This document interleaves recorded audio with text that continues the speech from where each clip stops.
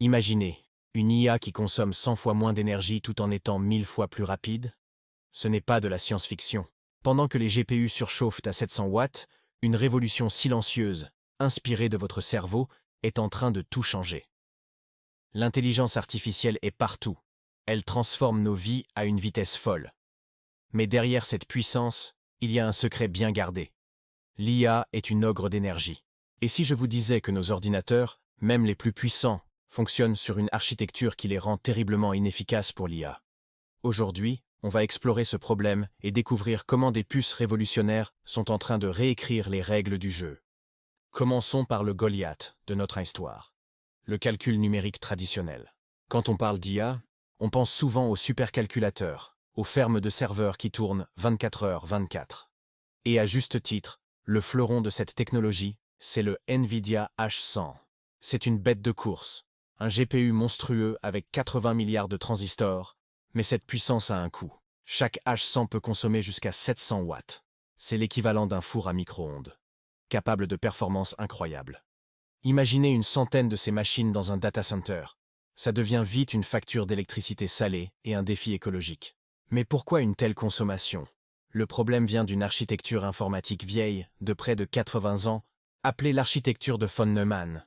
C'est le fondement de tous nos ordinateurs, du smartphone au supercalculateur. Son principe est simple. Il y a d'un côté l'unité de traitement, le cerveau, et de l'autre, la mémoire, où sont stockées les données. Pour qu'un calcul se fasse, les données doivent constamment voyager entre la mémoire et le processeur. C'est ce qu'on appelle le goulot d'étranglement de von Neumann. Pensez à une autoroute surchargée. Le processeur est super rapide, mais il passe son temps à attendre que les données lui soient livrées. Ce mouvement incessant de données gaspille une quantité astronomique d'énergie et de temps.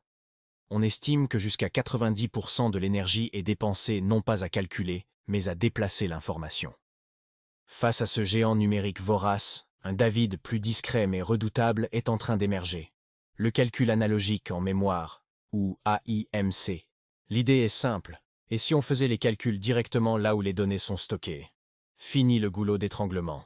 Contrairement au numérique qui travaille avec des 0 et des 1, l'analogique utilise des quantités physiques continues. Imaginez un variateur de lumière. Le numérique, c'est allumé ou éteint. L'analogique, c'est toutes les nuances entre les deux, du plus faible au plus intense. Dans nos puces AIMC, on utilise par exemple la conductance électrique des cellules de mémoire. Ces cellules, fabriquées avec des matériaux comme la mémoire à changement de phase, PCM, ou la mémoire résistive, RRAM, ne sont plus de simples interrupteurs. Elles peuvent stocker une multitude de valeurs intermédiaires, un peu comme les poids synaptiques dans votre cerveau.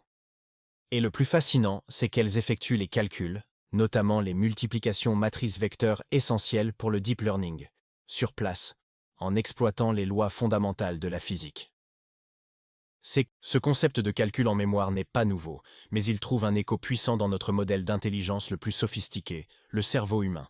Notre cerveau mêle mémoire et calcul, avec des synapses qui stockent et calculent ensemble. Notre cerveau fonctionne avec des signaux électriques et chimiques, combinant des aspects analogiques et numériques pour activer nos neurones. C'est pourquoi la solution la plus prometteuse pour l'IA n'est pas le tout analogique, mais une approche hybride analogique-numérique. L'analogique excelle en efficacité et en vitesse pour les calculs intensifs. Mais il a toujours eu un défaut historique. La précision. Le bruit, les variations de fabrication, peuvent entraîner des erreurs. C'est là que le numérique intervient. Il gère le contrôle, les activations non linéaires, et surtout, les méthodes de correction d'erreurs. Il apporte la précision et la fiabilité qui manquaient à l'analogique. C'est le meilleur des deux mondes. La vitesse et l'efficacité de l'analogique, couplées à l'exactitude du numérique. Cette vision n'est plus de la théorie. De véritables prototypes révolutionnaires sont déjà là. D'abord, IBM Research a dévoilé une puce IA analogique bluffante. Elle utilise des millions de cellules de mémoire à changement de phase, PCM, imitant nos synapses. Le résultat est impressionnant. Elle atteint une efficacité jusqu'à 14 fois supérieure à celle des puces numériques classiques sur certaines tâches d'IA. Lors de tests de reconnaissance d'image, elle a obtenu une précision de presque 93%. C'est une avancée majeure, surtout pour l'IA embarquée. Celle qui équipe nos objets connectés, nos véhicules autonomes où l'économie d'énergie est primordiale. Imaginez une voiture autonome qui réagit plus vite et consomme moins d'énergie pour son IA. C'est ce que promet cette technologie. Mais l'innovation ne s'arrête pas là. Des chercheurs de l'université de Pékin ont fait une annonce encore plus spectaculaire. Ils affirment avoir créé une puce analogique qui non seulement est ultra efficace, mais qui résout aussi le problème de la précision de manière quasi parfaite.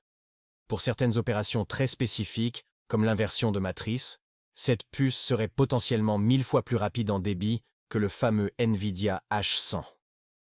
Et cerise sur le gâteau, elle consommerait 100 fois moins d'énergie. Les secrets de cette performance résident dans une architecture hybride intelligente. Un premier circuit donne une solution rapide et approximative, puis un second circuit numérique la raffine progressivement pour atteindre une précision comparable aux systèmes numériques les plus exacts. C'est comme avoir un brouillon très rapide, puis le peaufiner en un chef-d'œuvre avec une précision chirurgicale. C'est le rêve de la précision analogique qui devient réalité. Alors, que nous disent ces avancées? Que la course à la puissance brute du numérique, symbolisée par le NVIDIA H100, a des limites. Le vrai futur de l'IA ne réside pas dans des puces toujours plus grandes et plus gourmandes, mais dans des architectures intelligentes qui fusionnent le meilleur des deux mondes, l'analogique et le numérique. Les architectures hybrides promettent de résoudre nos problèmes d'efficacité énergétique et de vitesse. Elles offrent une efficacité énergétique jusqu'à 100 fois meilleure et une vitesse de traitement 10 à 50 fois plus rapide pour l'inférence IA, tout en garantissant la haute précision que nous attendons. Pour faire une métaphore, si le NVIDIA H100 est un train de marchandises qui doit s'arrêter pour charger et décharger ses données, le fameux goulot d'étranglement, alors le calcul analogique hybride est une usine modulaire où le produit est fabriqué directement sur place, sans avoir besoin de transport incessant. Cela lui permet d'être beaucoup plus rapide et d'utiliser énormément moins d'énergie pour accomplir la même tâche de production. Cette révolution est capitale pour rendre l'IA vraiment durable, omniprésente et capable d'opérer en temps réel, même sur nos petits appareils. Le futur de l'IA, c'est l'intelligence, mais aussi l'efficacité. Si cette plongée dans le futur du calcul pour l'IA vous a éclairé et vous a fait voir l'IA sous un nouvel angle, n'hésitez pas à laisser un pouce bleu et à vous abonner pour ne rien manquer de nos prochaines analyses. Que pensez-vous de cette course entre le numérique et l'analogique? Voyez-vous l'IA devenir plus efficace ou plus gourmande? Dites-le nous dans les commentaires.